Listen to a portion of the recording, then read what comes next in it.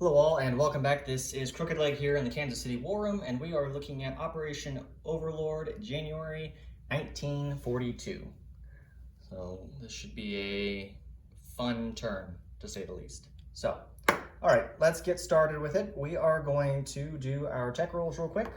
So we'll have wartime economy and long-range aircraft. So we'll start with long-range aircraft, and we got a 1. So no long-range aircraft, and then wartime economy, we got a 9. So we'll move that to stage 1. So let's go update that real quick.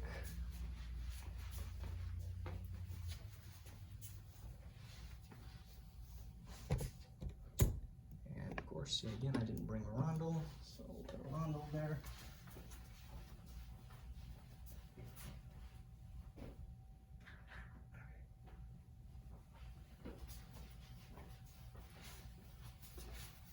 So wartime economy will be at stage 1 for the Japanese, and we did not complete long-range aircraft this turn, so it is still at stage 3. So from here, go ahead and come back over and we'll do our purchases real quick. All right, purchases are pretty straightforward. So we're gonna buy 3 destroyers and 3 submarines. That will be what we will have purchased this turn. And then let's go ahead and jump into the combat phase. So this is going to be a little tricky, but we're going to hopefully do this right and show everything correctly here. Don't want to make anyone mad. Okay. So you can see this number 12 dice over here. That designates that in 99 you have all of these ships that are here with this dice, along with these ships that are here with this dice. So those are both 12s. So all these units are in C-Zone 99. These units that are over here, there's a 2, and that designates to the 2 that's up there in C-Zone 56. So this is going to be a pretty complex turn. So with long-range aircraft, that puts a damper on initial plans for combat. But what we're going to do is the fleet that's here with this 12, that would be in C-Zone 99, they're going to use their surprise attack, and that'll be the special ability. We haven't declared war on anybody, but we're going to move 1, 2, 3, 4, and 5 to C-Zone 29. Along with the ships that are at 56, which would be 3 submarines, a destroyer that's loaded with a marine. And they will move from C-Zone 56. So they'll go 1, 2, 3, 4, 5. So both of them will hit there. Now, how we're designating this is there's going to be 4 heavy cruisers that are going in. There's 2 destroyers that are loaded, one with an infantry and one with a marine. Now, we are not using the 2 destroyers for combat. They will be used for amphibious assaults from C-Zone 29. We'll also be using the 4 light cruisers in the C-Zone combat along with the battle cruiser. So 6 subs in total. 4 heavy cruisers, 4 light cruisers, and 1 battle cruiser. We'll be moving to C-Zone 29 along with a destroyer loaded with an infantry and a destroyer loaded with a marine. And those units are a mix coming from C-Zone 99 and 56. So, in addition, the remainder of the fleet that's at 99 will be moving from C-Zone 99, 1, 2, 3, and we'll then be doing an amphibious assault from there as well. Now, that will constitute, the aircraft can't reach to attack into those territories. They don't have the range. So from here they'll go 1, 2, 3, and then they'll just land back on the aircraft carriers. Because they can't hit their targets. So, once both of those fleets have moved, then we are making our declarations of war. We'll be doing our surprise attack and declaration of war against the United States, and then we'll be doing a declaration of war once the units reach Sea Zone 88 on the British and the French colonies. So those have been made. I'll show you what units are here with this group that are moving from 99 to 88. I'll show you which Marines are attacking where here in just a second. But the other things that we're going to show real quick is the destroyer that's here in 61 is going to move to 62.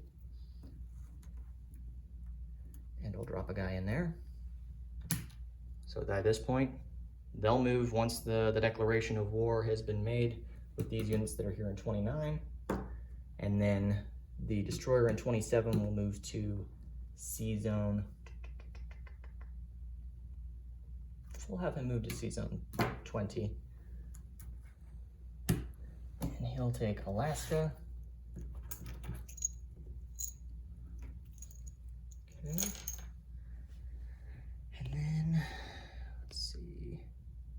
We're also going to have the destroyer in 95 that will move with the other units that are moving from 99 and 56, and he'll move 1, 2, 3, and we'll go to 29 as well.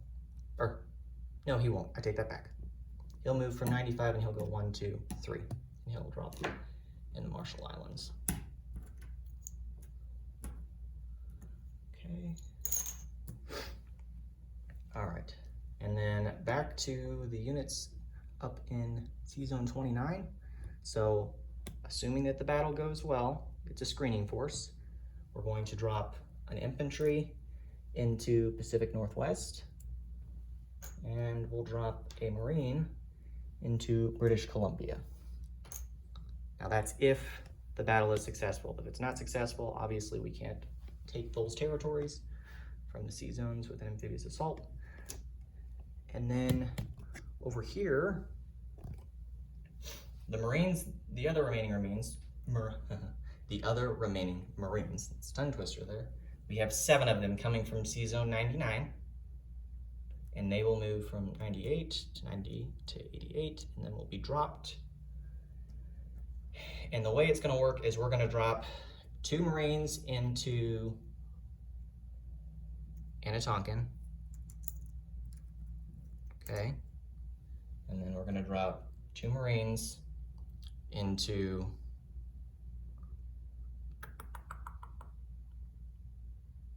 we'll drop them into Hong Kong. And then we will also drop 2 Marines, actually we'll do 3 Marines. They're gonna get dropped into just Cochin, China. Yeah, Cochin, China. And then we're gonna have 1 tactical bomber come down from Singhai, and we'll move 1, 2, 3, and attack into Cochin, China. And then we will take another tactical bomber. Yeah, another tactical bomber, and he's gonna attack into Hong Kong.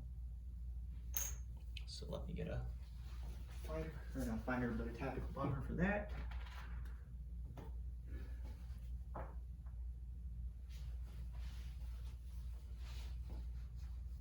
Okay. So he's attacking into Hong Kong. So I'm gonna put the units that are attacking into Hong Kong. They're gonna be out here in this Sea Zone 89, but they're attacking into Hong Kong. So I'm running out of room here. Okay. And then we're gonna take an infantry and 1 artillery and go into Anatonkin. And that will leave us with 2 regular infantry and an artillery attacking into Hong Kong.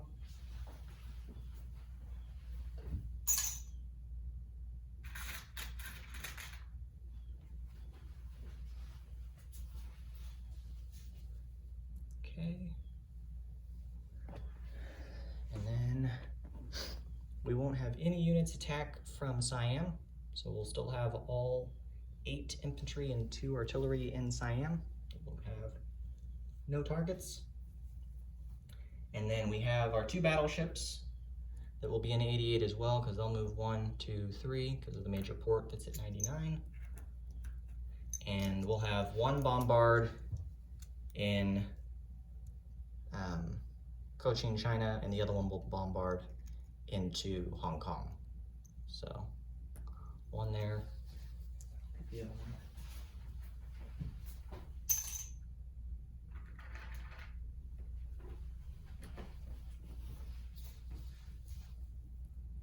Okay, so we'll do that.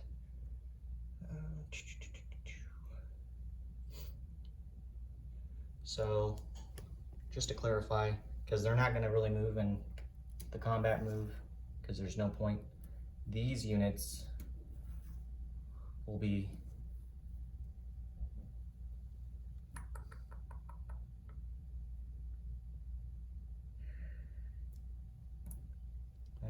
we'll just move it all together, the whole fleet.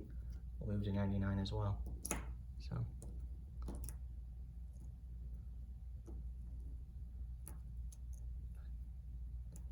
they won't have any initial impact though on how things go.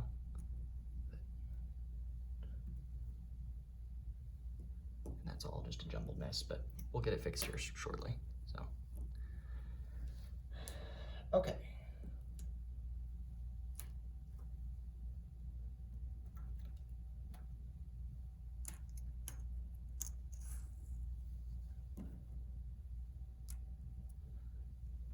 Okay, I think that constitutes all of our combat moves. So again, everything moves into position, and then we make a declaration of war against the US in Sea Zone 29, and then a declaration of war following that against the British in Sea Zone 88. We're using our surprise attack against the units in Sea Zone 29. So we'll go ahead and get everything set up over here on the battle board. So we'll start with the battle in Sea Zone 29. So again, we're gonna have 6 submarines, along with 4 light cruisers, 4 heavy cruisers, and 1 battle cruiser, with the Japanese attacking in that sea zone. Now there will be 2 loaded destroyers, as we already stated, and they will be performing the amphibious assaults and will not be involved in the initial combat for the sea zone.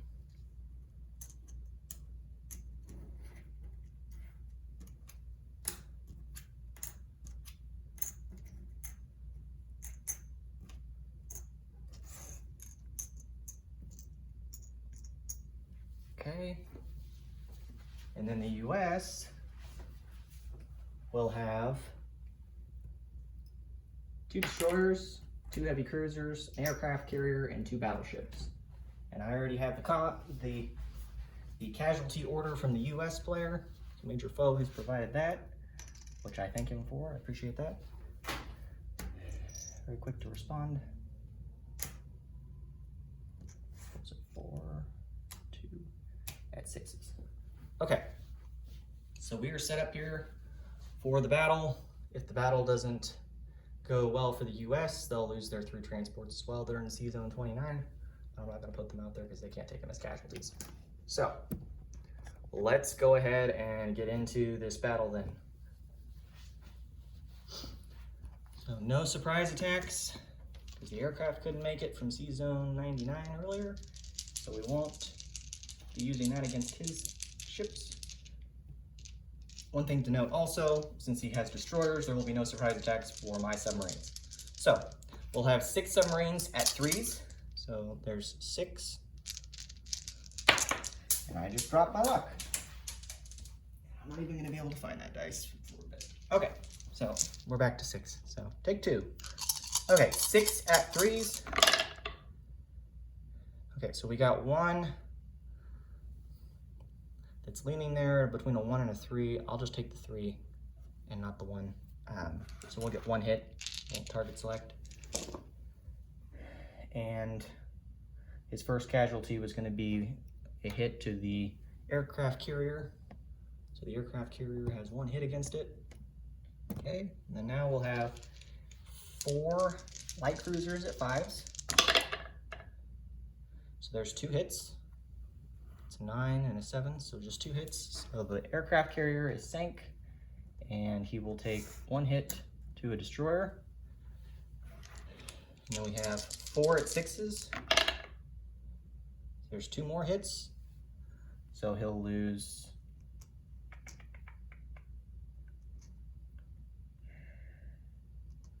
I'm trying to think back to what he ended up wanting to do. I think he took both the battleships as damaged, if I remember correctly. Okay. And then we'll have 1 at 7. So there's another hit. So he'll lose 1 heavy cruiser. So, okay. So now we'll have the retaliation hits. So he's gonna have 1 aircraft carrier at a 2. So that's a miss. He has 2 destroyers at 4s. So there's 1 hit, so we'll take 1 submarine. Okay, he has 2 at 6s. So there's 2 hits, so we'll take 2 more submarines. Okay, and then we'll take, he has 2 hits with 8s. So there's a 7 and a 3. So we'll be down to 1 regular submarine at the end of this battle. So, okay, or at the end of the first round. So we'll remove his casualties. So he has 1 at 4 and 3 at 6s. Yeah. Okay, so we'll have 1 surprise attack, or not 1 surprise attack, 1 regular attack at a 3. So there's 1 hit. So he'll take it to the destroyer, and then we'll have 4 at 5s. 1, 2, 3, and that's it. It's the other 3 hits. So that's done. Okay, so he'll have 3 hits at 6s. And they are all misses. So no hits on the final round of combat. So in total, we'll have 1 battle cruiser that survived the battle, along with 4 heavy cruisers. Let me angle up here so you can see a little better. And our 4 light cruisers. His 3 transports are destroyed as well. We'll have 1 submarine left. So, since we were successful in that battle, we will move forward with the amphibious assaults that we had planned in Pacific Northwest and in British Columbia. So that is taken, so you can see those units there. Go ahead and get some more rundles going here. We've got quite a few targets we've taken. So we took Alaska, and then let's see.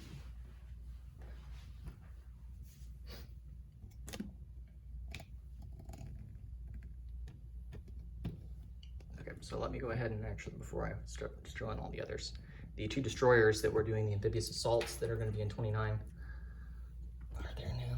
So in total, C-Zone 29 has 1 submarine left, 2 destroyers, 4 light cruisers, 4 heavy cruisers, and 1 battle cruiser. So 1, 2, 4, 4, and 1. Okay. I can take all those units off now. Okay. Now we did also take the Mariana Islands, and we took Midway. Okay. We are not doing anything. As we mentioned earlier, there will be nothing against the Philippines. Oops. Okay, and then let me go ahead and lay out so you can see what's going where here. Like I said, there's one tactical bomber, 2 infantry, 2 Marines that are amphibiously assaulting, and then 1 artillery, and we will bombard with 1 of the battleships, and that'll all be going into Hong Kong. So that'll be against the 1 infantry. I believe that Hong Kong is considered a city, so you will get a hit on a 5 or less. None of the aircraft have any involvement that were coming from C-Zone 99.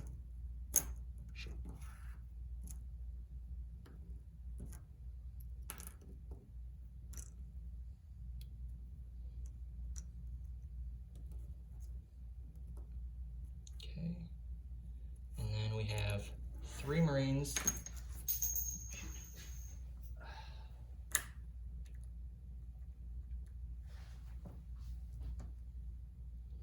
That will be hitting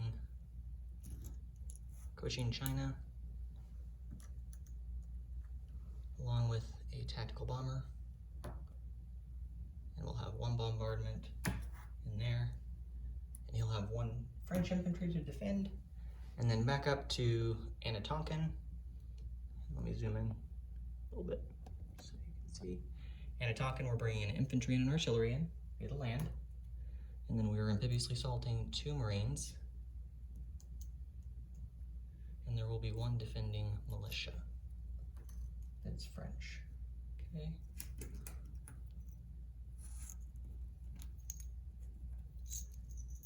Okay.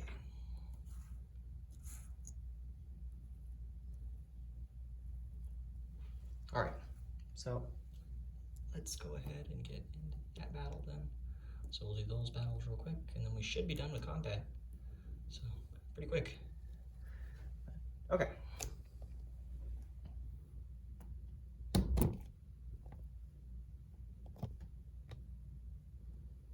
Okay, so let's go ahead and do the Battle of Anatonkin first. So it'll be 2 Marines, 1 infantry, and 1 artillery against 1 militia.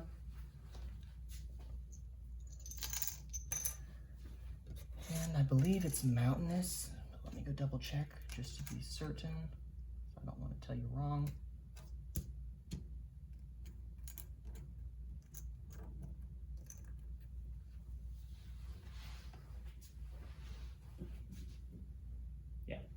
Anatonkin is a mountainous territory, so it will, the Marines will attack at 1s, and then we'll have 2 at 2s. So, let's go ahead and get into that battle here real quick. Hopefully this goes well for me. Okay, so we will have 2 at 1s. And we'll assign hits to the Marines this round if we need to, as we are previously assaulting. So 2 at 1s. So those are both misses. And we will have 1 surprise attack added to, because it's coming from Guangdong. So it's land to land. We got it too. Okay, so then there's no need to do any other combat then for that. So we took Anatonkin, no problem. So we'll put those units back in Anatonkin.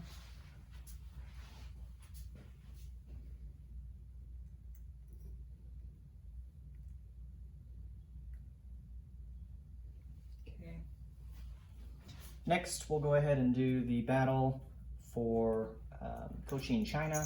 So there's 3 Marines, 1 tactical bomber,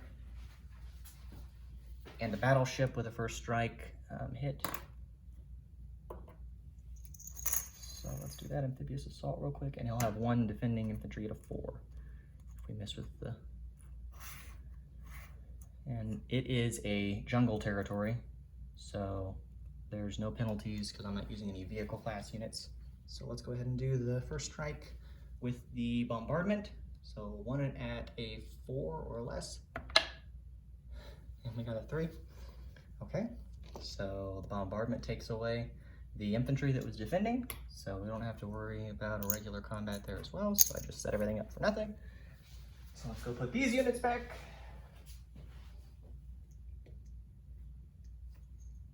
Okay.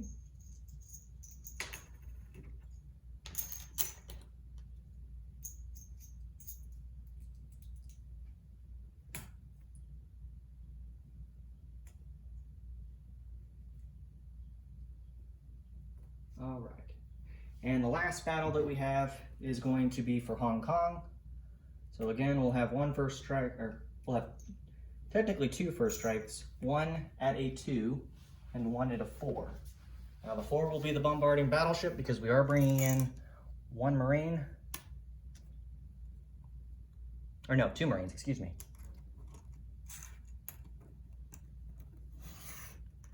And they'll attack at 1s. His defending infantry, like I said, I believe it is a city, so he will attack or defend at a 5. So there's the unit set up. So there's the infantry for the British, and then we'll have 1 infantry and 1 artillery at a 2, and then we'll have 1 infantry at a 1, and then the 2 Marines at 1s. So let's do the first strikes. So we'll have 1 at a 4 for the battleship. So that's a miss. And then the artillery at a 2. And we got a 3, so that's a miss. Okay, so now we'll go on to regular combat. So we'll do 3 at 1s. Those are misses. And then we'll have 1 infantry at a 2. And we got a 2. So I just realized I didn't have the camera down, but there's the 2. So we will do the but the retaliation shot. Oh, and I had a 7 also to roll, so I'll do the 7 real quick too, just in case you had a question. So there's a 4. So regardless, we got the hit. It wasn't with the first strike though, so he will get 1 shot back at a 5 or less. And he got a 2, so we will take an infantry. Okay, so British lost Hong Kong as well. So let's get those units all put back where they go.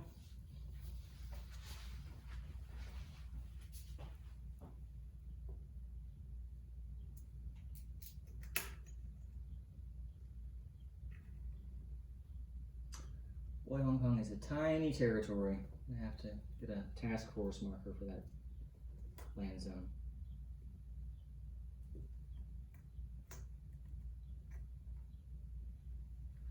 Okay, so that should be the end of the combat for the Japanese.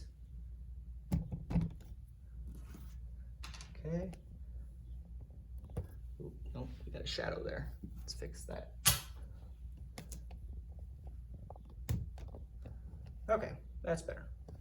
All right, so it's a big mess, but again, I'll go ahead and I'll put a task marker here so we know. So we'll just do pink over under Arundel. So we'll move the 2 transports over off, along with battleship, another transport, 2 more transports here. Okay. 2 destroyers, torpedo boat destroyer. Aircraft carriers and aircraft. Shoot.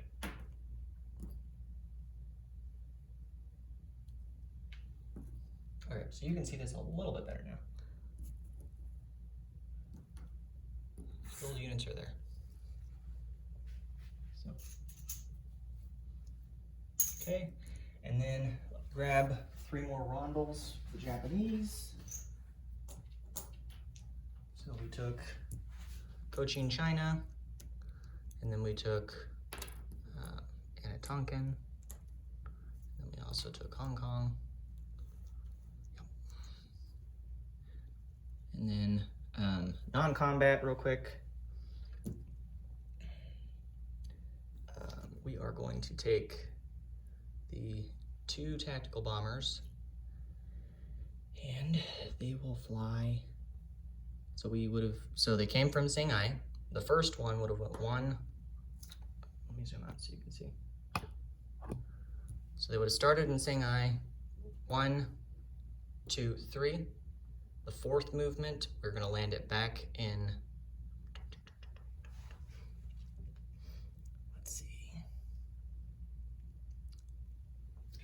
we'll do Kwangtung. And then the other tactical bomber would have went 1, or from Shanghai, 1, 2, 3. So its 4th movement, it will land in Siam.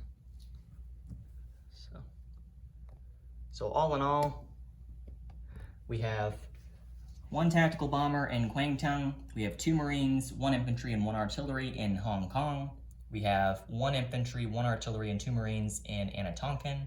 We have 3 Marines in Cochin, China. We have 1 tactical bomber, 2 artillery, and 8 infantry in Siam, along with the militia. Okay. So, let's see. I believe that's it for non-combat. So let's update our income real quick.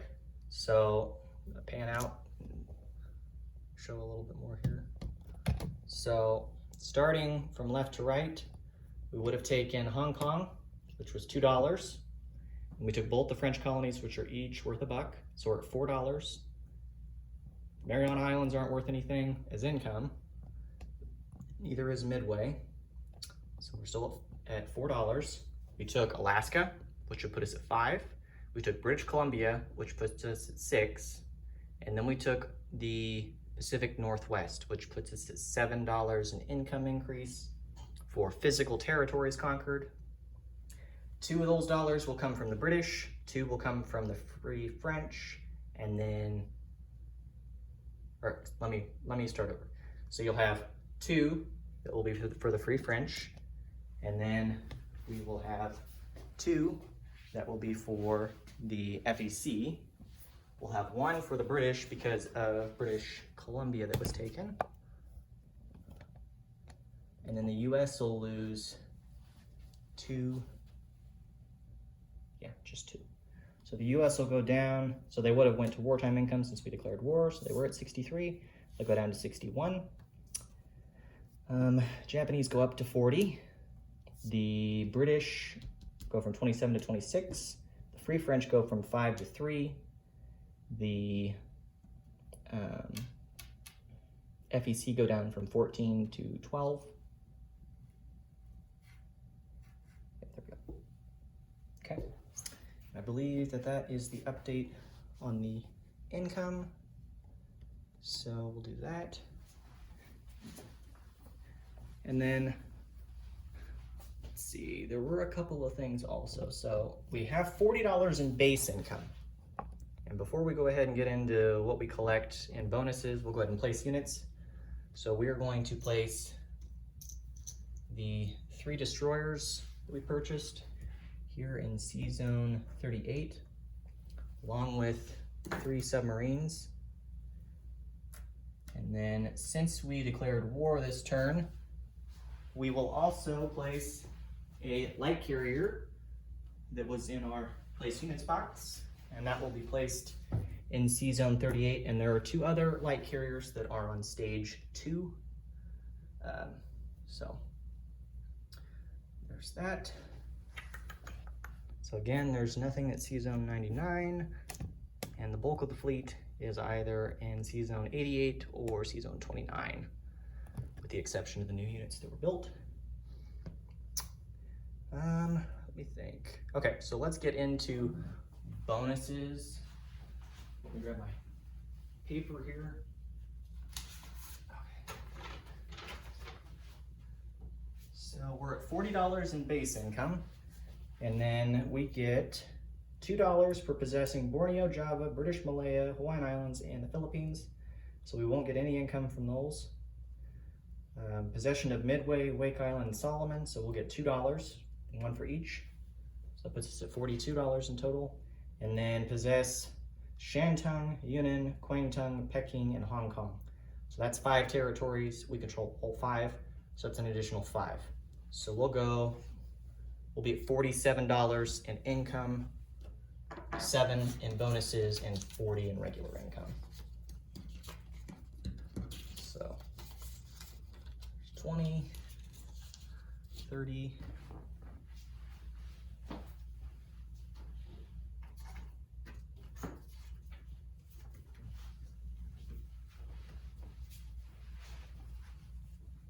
45, 46, 47.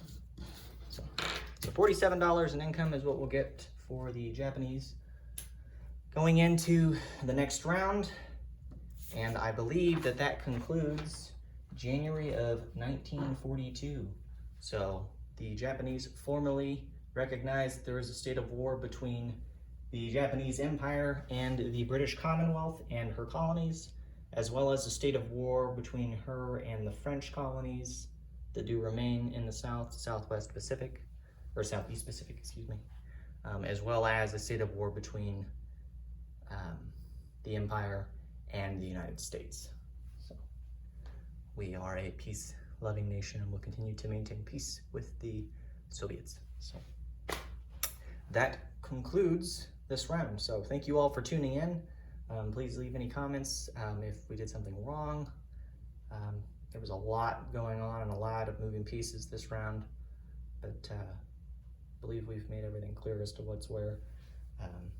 So I guess just a little recap on what naval units are in which sea zones. So in Sea Zone 88, we have all 5 of our transports, as well as 2 destroyers, 2 battleships, 1 torpedo boat destroyer, 2 fleet carriers, 1 light carrier, 4 fighters, and 1 tactical bomber, all in Sea Zone 88.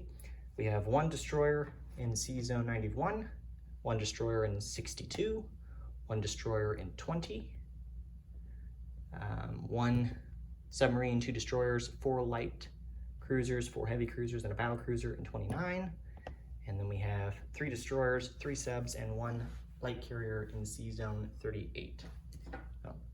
And this concludes the Japanese turn. So thank you all for tuning in and have a great weekend.